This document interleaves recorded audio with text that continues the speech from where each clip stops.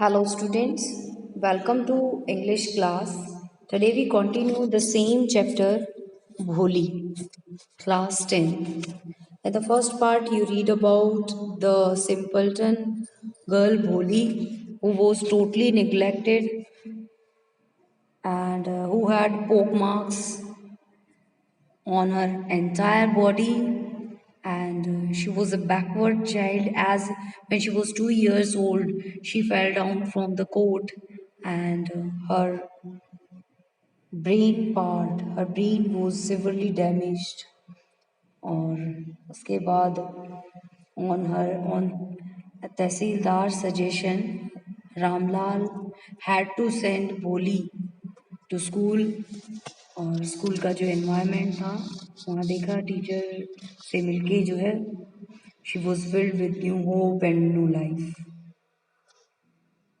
दस the year past, ऐसे ही साल बीतते गए. बोली रोज स्कूल जाती रही. The village became a small town. The little primary school became a high school. There were now a cinema under a tin shed and a cotton ginning mill. अब वो छोटा सा एक विलेज जो है अब एक टाउन में चेंज हो गया था. वहाँ प्राइमरी स्कूल तो हाई स्कूल में बदल गया था. वहीं पर एक सिनेमा, एक टिन शेड के नीचे सिनेमा भी खुल गया था, और एक कॉटन गिन मिल भी वहाँ आ गई थी, खोल दी गई थी. The mail train began to stop at their railway station, क्योंकि अभी वो टाउन बन गया था तो वहाँ पर एक रेलवे स्टेशन भी बना दिया गया था. One night after dinner Ramlal said to his wife, then shall I accept Vishambar's proposal. एक रात को ऐसे ही विशाम्बर अपनी वाइफ से बात कर रहा है और वो कहता कि विशाम्बर का प्रपोजल एक्सेप्ट कर लूं. वाइफ कहती है यस यस, बोली will be lucky to get such a well to do bridegroom. बोली तो बहुत लकी है ऐसा दूल्हा पाके. A big shop, a house of his own, and I hear that he had several thousands in bank. अच्छा खासा bank balance है. Moreover he is not asking for any dowry. दहेज भी नहीं मांग रहे वो. अब रामलाल कहता है that's right but he is not so young, almost the same age as I know, and he also limps. Limps means लंगड़ा, वो पैर से लंगड़ा भी है, और उसकी एज भी लगभग मेरे ही बराबर है. And moreover the children from the first wife are quite grown up. पहली वाइफ के बच्चे भी बड़े हो गए हैं. So what does it matter 45 और 50, 45 50 उम्र ज़्यादा नहीं है एक मैन के लिए. We are lucky that he is from another village and doesn't know about her pock marks. क्योंकि विशाम्बर दूसरे गांव से है तो उसको भोली की मेंटल सिचुएशन और उसके पोक मार्क्स के बारे में कुछ नहीं पता है. तो इस प्रपोजल को एक्सेप्ट कर ले. If we don't accept this proposal she may remain unmarried all her life. अगर इस प्रपोजल को ठुकरा दोगे तो कभी उसकी शादी होगी नहीं.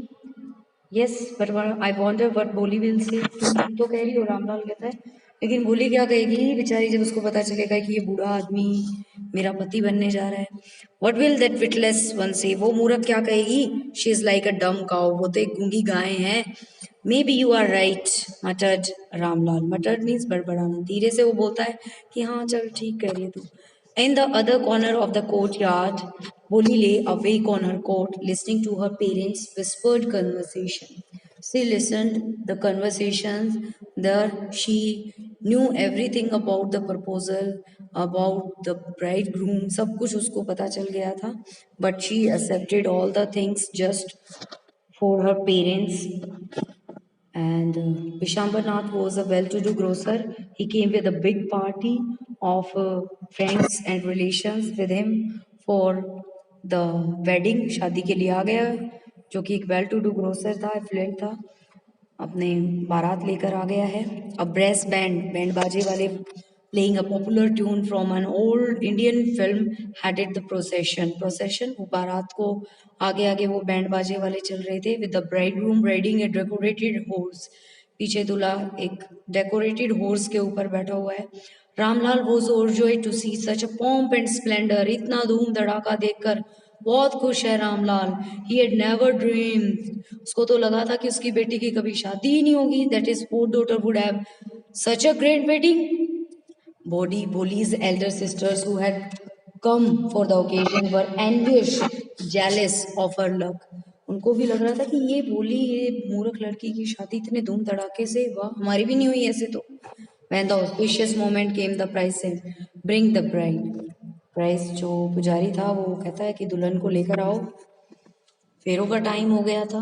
Holi clad in a silk red silken bridal dress, red sari डालकर भोली आ गई. Was led to the bride's place near the sacred fire. फेरों के लिए वो उस पवित्र अग्नि के पास आकर खड़ी हो गई.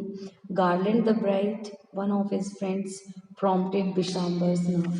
विशांबरनाथ को एक दोस्त ने उकसाते हुए कहा कि डाल, माला डाल. The bride groom lifted the garland of yellow marigold. और जैसे ही ब्राइड ग्रूम विशांबर ने अपने हाथ ऊपर उठाए माला डालने के लिए, a woman slipped back the silken veil. Veil means घूंघट. किसी ने भोली का घूंघट पीछे से खिसका दिया. From the bride's face Vishambar took a quick glance. Vishambar ने फटाक से उसके चेहरे को देखा. And when he saw the pock marks he was shocked. The garland remained posed in his hands. The bride slowly pulled down the veil over her face. भोली धीरे से वेल को अपने चेहरे पर ढकती है, उस घूंघट को. Have you seen her? Said Bishamba to the friend next to him. क्या देखा तूने इसका चेहरा? She has poke marks on her face. उसका दोस्त कहता है, so what, you are not young either. तू भी तो यंग नहीं है. Maybe, but if I am to marry her father must give me 5,000 rupees as a dowry. इसके फादर को मुझे दहेज देना होगा, 5,000 रुपये देने होंगे. Ramlal went and placed his turban and then he did so. He asked for the dowry. He asked 5,000 rupees. Ramlal went and placed his turban. वो अपनी पगड़ी उतार के विशांबर के पैरों में रख देता है. Don't humiliate me so. मुझे अपमानित ना करें. Take 2,000 rupees please. और शादी कर लो. No no 5,000 or we go back. Keep your daughter. अब विशांबर जो है, be a little considerate. Please if you go back I can never show my face in the village. Ramlal Vishambar के सामने गिड़गिड़ाता है, अगर तू ऐसा करेगा तो मैं कैसे लोगों को चेहरा दिखा पाऊंगा. बी अ लिटिल कंसिडरेट, थोड़ा सा तो कुछ समझो हमारी सिचुएशन को. Then out with 1,000. वो stick to that point that he wanted 5,000 rupees, otherwise he would return with his marriage party. And then out with 5,000, tears streaming down his face, Ramlal went in, opened the safe and counted out the rupees. As he had no choice, he had to give the money to Bishambar. He placed the bundle at the bridegroom's feet. And on Bishambar's greedy face appeared a triumphant smile. वो जीत की खुशी उसके चेहरे पर दिख रही थी. He had gambled, उसने गैम्बलिंग की, जुआ खेला और वो जीत गया, क्योंकि शादी तो वो भी करना चाहता था, लेकिन पैसे मिल जाएं तो क्या कुछ जाना था. तो वो गैम्बलिंग करता और उसको पैसे मिल भी गए. And in her eyes there were, then he asked for the garland. Give me the garland, he announced. Once again the veil was slipped back from the bride's face. लेकिन जैसे ही वो माला लेकर आगे बढ़ा, फिर से दुल्हन के चेहरे से वेल हटा, वो घूंघट हटा.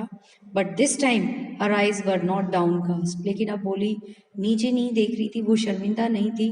She was just looking towards Vishambar. She was looking up, looking straight at her prospective husband. उसके होने वाले हस्बैंड विशांबर की तरफ वो देखती. And in her eyes there was neither anger nor hate, only cold contempt. कुछ भी, कोई भाव नहीं था, कोई भी ना गुस्सा था, ना उसके अंदर डर था, ना नफरत थी, कुछ भी नहीं था. और वो विशांबर को एड्रेस करते हुए कहती है, Vishambar raise the garland to place it around the bride's neck, but before he could do so, Holi's hand struck out like a streak of lightning. Holi का हाथ तेजी से हटता है और वो उस गार्लैंड को फेंक देता है, उतार के उस गार्लैंड को तेजी से. जैसे ही विशांबर ने गार्लैंड होली के गले में डालने के लिए आगे की, भोली ने उसको तेजी से हाथ मारते हुए नीचे गिरा दिया.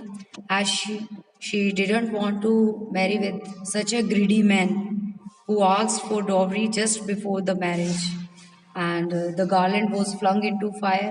वो स्केर्ड फायर के अंदर जाकर गिरी. She got up and threw away the veil. और वो भोली जो है वो उठती है और अपने वेल को फेंक देती है. पिताजी, said Bholi in a clear loud voice, and her father, mother, sister, brother, relations and neighbors were startled to hear. They were shocked to see her speak without even the slightest stammer. बिना हकलाए हुए, बिना stammering के वो बोल रही है, पिताजी, take back your money, I am not going to marry this man. मैं इस ग्रीडी मैन से शादी करने के लिए रेडी नहीं हूँ. Ramlal was thunderstruck. वो भी शॉक हो जाता है कि ये क्या कह रही है लड़की. The guest began to whisper. सभी जो आए हुए थे शादी में वो भी हैरान है कि ये क्या हो रहा है. So shameless, so ugly and so shameless. उसी को, भोली को ही बुरा भला कह रही है. भोली, आर यू क्रेजी? तू पागल है लड़की. You want to disgrace your family. तो हमें अपमानित करना चाहती है. Have some regard for our इज्जत. हमारी इज्जत का तो लिहाज रख. For the sake of your इज्जत पिताजी, I was willing to marry this lame old man. आप ही की इज्जत की वजह से तो शादी कर रही थी. But I will not have such a mean greedy and contemptible coward as my husband. इतना धूर्त, इतना लालची, इतना कायर, डरपोक मेरा हस्बैंड नहीं हो सकता. I want, I want, I want. What a shameless girl. We all thought she was a harmless dumb cow. कितनी बेशरम लड़की. हम तो इसको गूंगी गाय समझते थे, तो हार्मलेस समझते थे. Polly turned violently on the old woman. एक बूढ़ी औरत जो ये कहती थी उसकी तरफ टर्न करते हुए भोली कहती है, yes aunty, you are right. You all thought I was a dumb driven cow. हाँ, मैं गूंगी और हार्मलेस डम काउ समझते थे तुम मुझे, इसीलिए that's why you wanted to hand me over to this heartless creature. इसीलिए तो तुम मेरी इस बेशांबर जैसे बूढ़े निर्दयी आदमी से शादी कर रही थी. But now the dumb cow, the stammering fool is speaking. Do you want to hear more? और सुनना चाहती है? Vishambharnath, the grocer, started to go back with his party. विशांबरनाथ शर्मिंदा हो जाता है. उसको लगता है गड़बड़ हो गई है और वो धीरे से खिसकता है वहां से अपनी पार्टी के साथ.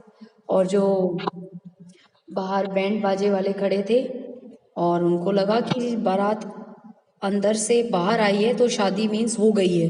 वो कंफ्यूज थे कि क्या है. Bandsmen thought this was the end of the ceremony and struck up a closing song. वो अपना बैंड बाजा शुरू कर देते हैं बजाना. Ramlal stood rooted to the ground, his head bowed low with the weight of grief and shame. Ramlal शर्मिंदा होकर वो जमीन में जैसे धस गया हो. उसकी गर्दन ऊपर उठती ही नहीं है. The flames of sacred fire slowly died down. वो पवित्र अग्नि भी अब बुझ गई थी. Everyone was gone. सब हर कोई जा चुका था. Ramlal turn to Bholi and said, but what about you मेरे बेटा? No one will ever marry you now. कौन तुझसे शादी करेगा? What shall we do with you? क्या होगा तेरा? क्या करेंगे? And Sulekha said in a voice that was calm and steady. तभी सुलेखा बहुत काम और स्ट्रेट फॉरवर्ड बोलती है, डोंट वरी पिताजी, in your old age I will serve you and mother and I will teach in the same school where I learn so much. Isn't that right ma'am? Bholi जो है वो अपने पिताजी को बताती है कि मैं आप दोनों की सेवा करूंगी, मम्मी पापा की, और उसी स्कूल में पढ़ाऊंगी जहाँ से मैंने इतना कुछ सुना है. To speak in front of others without stammering, to have the sense to deny whatever is going wrong with anybody. The teacher had all along stood in a corner watching the drama. जब वो ma'am को address करती है तो पता चलता है कि वहीं घर में एक कोने में उनकी टीचर खड़ी थी.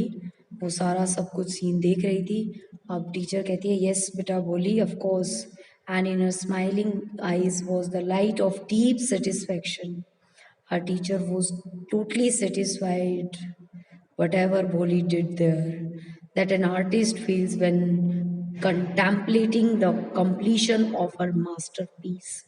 जब एक आर्टिस्ट अपने मास्टरपीस को बनाने के बाद जो संतुष्टि उसको मिलती है, ऐसी ही सेटिस्फेक्शन उस टीचर को फील हो रही थी कि मैं जो भोली को सिखा रही थी, जो सिखाना उसको चाहती थी, वो सीख गई है। और उसको एक सेटिस्फेक्शन रहा कि भोली गलत को गलत कह सकती है, वो अपने लिए स्टैंड ले सकती है, and her teacher was so happy. This is all about the chapter. Thanks for watching.